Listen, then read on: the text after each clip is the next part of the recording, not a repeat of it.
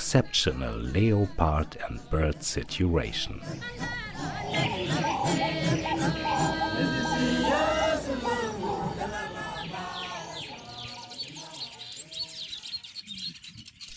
We have never heard or seen of anything like this. A leopard lies relaxed in the nest of a hammerkop, surrounded by hard-working weaver birds and their new nests.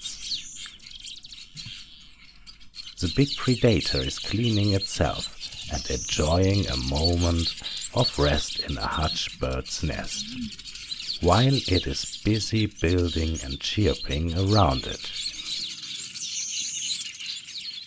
A really strange picture.